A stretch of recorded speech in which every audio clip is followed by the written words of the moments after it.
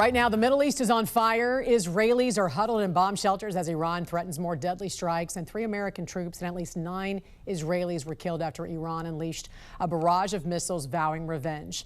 The U.S. and Israel killed the head of the world's largest state sponsor of terrorism, Iran's supreme leader, who ruled a regime that funded Hamas, Hezbollah, armed militias across the region, chanted death to America, and pushed its nuclear program to the edge.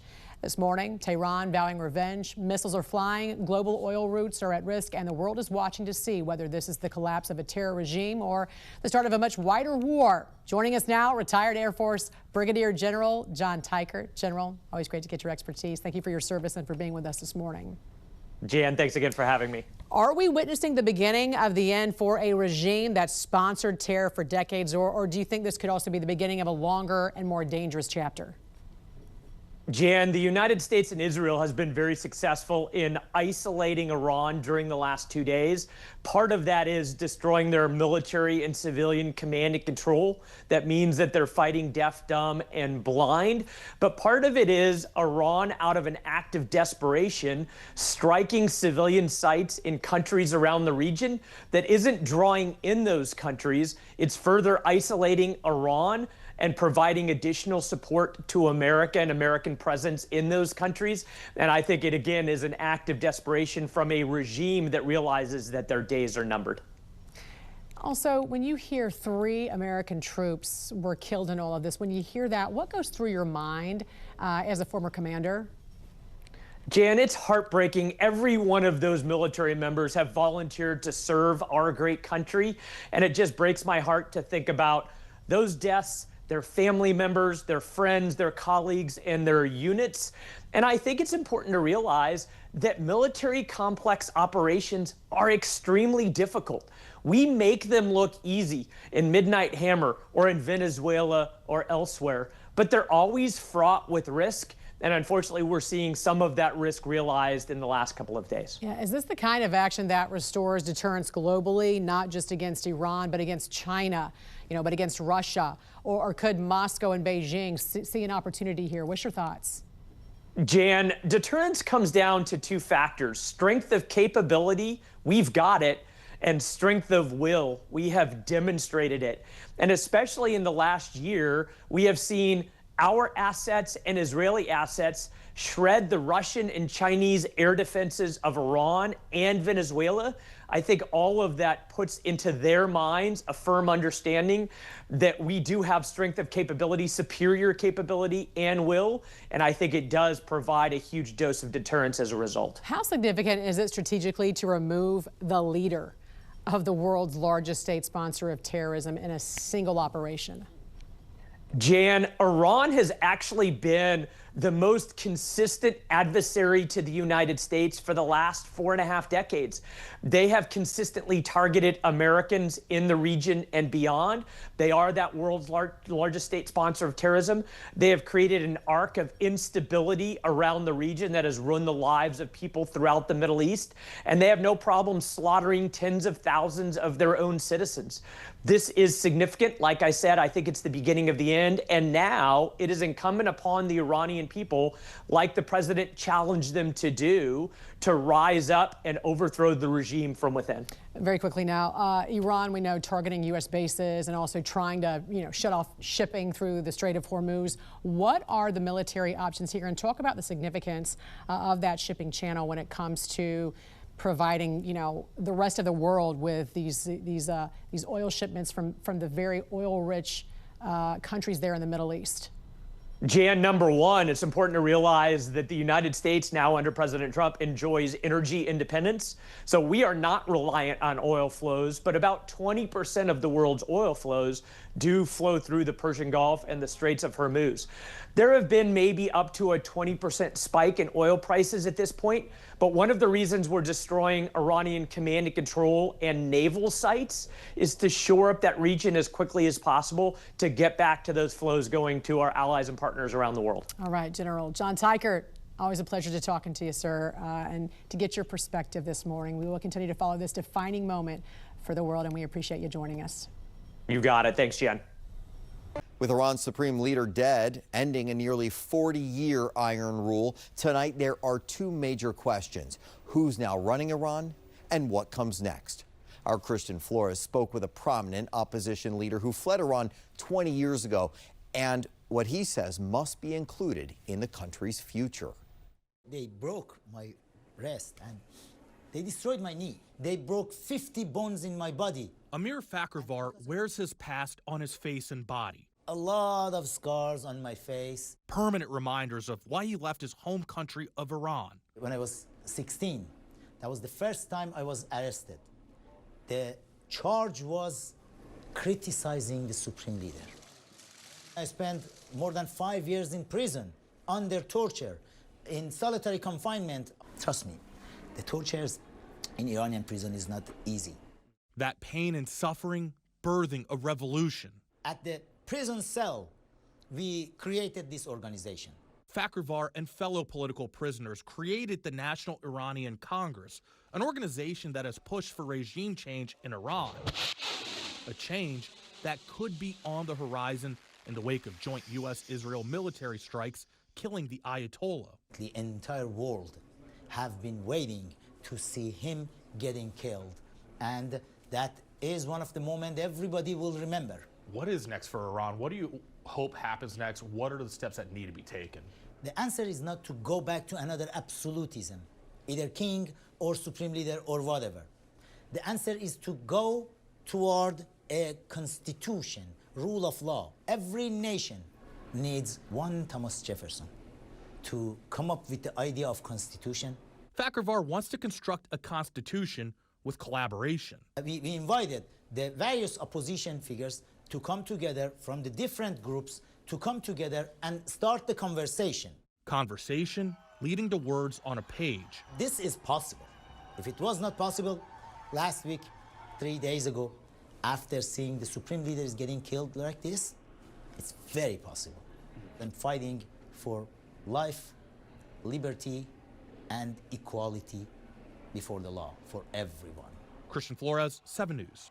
According to President Trump, Iran's new potential leadership said they're open to talks with the U.S. and he's willing to talk to them as well. But what could Iran's new leadership look like? Let's go to Emma Withrow from the Fact Check team. Let's just start, Emma, with a public statement. Trump saying 48 Iranian leaders have been killed in these ongoing strikes. Right. What has the IDF reported thus far? So the IDF, they released a graphic that's a little bit broader than President Trump's figures, and they claim that a huge chunk of Iran's senior leadership has been eliminated, obviously including the supreme leader, also Iran's chief of staff, top Revolutionary Guard commanders, and the head of its missile forces. But it also lists leaders of Iran-backed groups, those proxy groups like Hezbollah, Hamas, and the Houthis that we've been talking about. Some of these figures were reported killed previously, and not all of these names have been independently verified in this current round of strikes, but it just goes to show how instrumental this round of strikes was. And with that kind of leadership vacuum, who is likely actually in charge right now?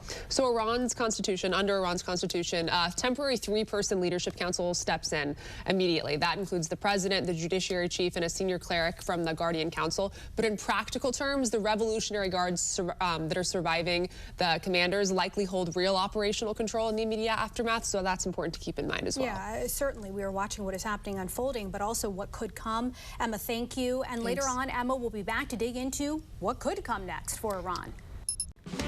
The IDF now says it has eliminated what it calls all senior terrorist leaders in Iran, including the country's supreme leader. If accurate, this would represent one of the most significant decapitation strikes in modern Middle East history. Let's go to Emma Withrow from the Fact Check team. And President Trump, we know, has said that he is willing to talk to potential new leadership. Yeah. Speak to us about the process that could follow. Yeah, so an 88-member clerical body called the Assembly of Experts, they have to select one new leader, and legally it's supposed to happen as soon as possible. So Iran's foreign minister says that could happen within days. This is all according to Al Jazeera, which suggests that contingency plans were already pretty much in place. So right now, though, a temporary 3-person leadership council steps in immediately. That includes the president, the judiciary chief, and a senior cleric from the Guardian Council. But it doesn't look like regime change would happen right away. That, you know, could take some time. Yeah, absolutely. It's not an automatic thing that would happen. The Iranian system was really built with redundancies to survive assassination attempts. The bigger question here is really whether the Revolutionary Guard consolidates power quickly or whether internal fractures emerge that the regime just can't contain. We've seen that with the protests recently. Either way, this is one of the most consequential leadership ruptures that have happened in Iran since 1989. Absolutely. Emma, thank you. Thanks. And for more on this Fact Check Team topic, including links to their sources, scan the QR code or visit thenationaldesk.com. Right now, at least 3 U.S. service members have been killed after Iran fired retaliatory missiles and drones across the Middle East, striking U.S. bases in Kuwait, Bahrain, Qatar, and the UAE. And they're not stopping after the U.S. and Israel took out Iran's supreme leader and more than 40 regime officials at the core of the world's largest state sponsor of terrorism. Joining us now to break it all down is Lieutenant Colonel Darren Gobb, retired Army aviator and international military strategist. Colonel, first, thank you for your service and for joining us this morning. We appreciate it. Hey, good morning. Pleasure to join you. Thanks for having me on. Of course. Let's start here. When you look at the target, the IRGC command structure and defense missile and drone networks, how do you measure what the U.S. has been able to do successfully, and how long could it take to destroy Iran's warfighting capabilities?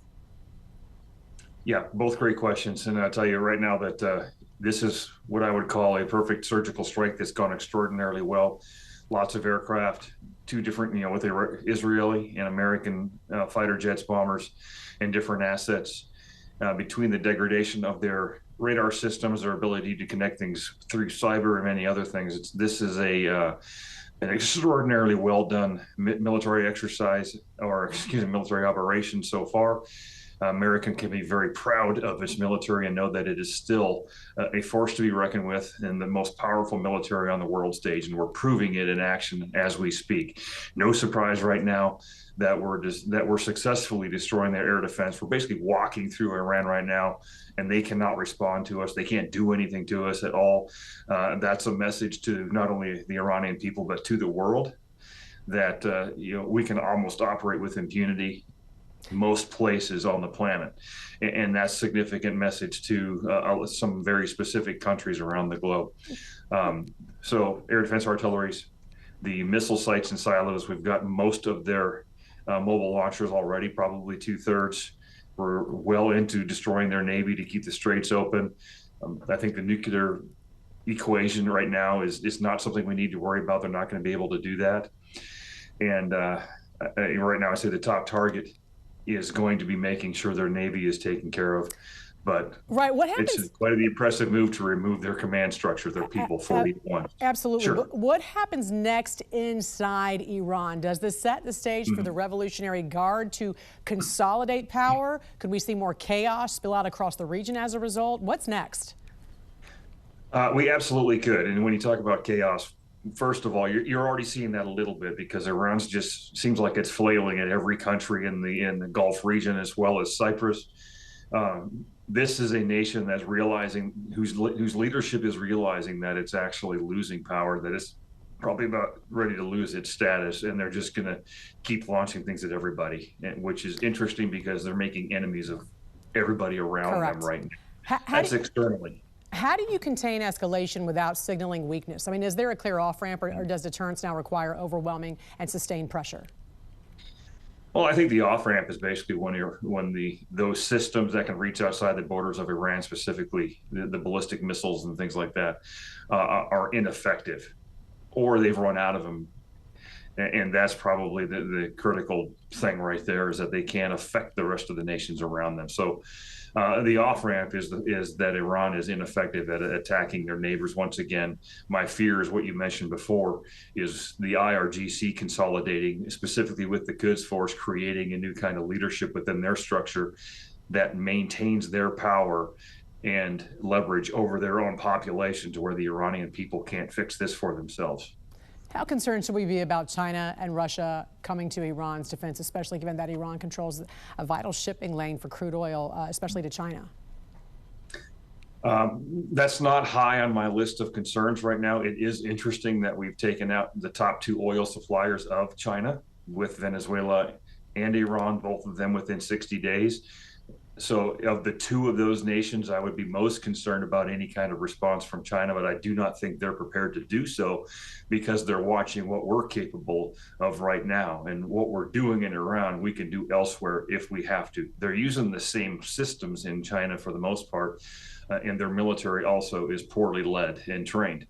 I don't think they're going to think this would be worth it. There are other things that we could discuss with this, but China would be the number one concern there. Russia, generally speaking, well, they're used to getting supplies, specifically drones and low-cost weaponry to keep their war going in Ukraine.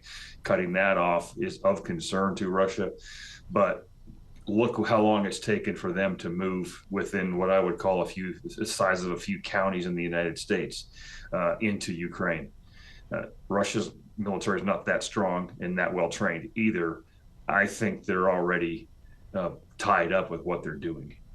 All right. Colonel Darren Gobb, thank you so much for your perspective this morning and again for your service. We certainly appreciate it, and hopefully we can check in with you throughout the week.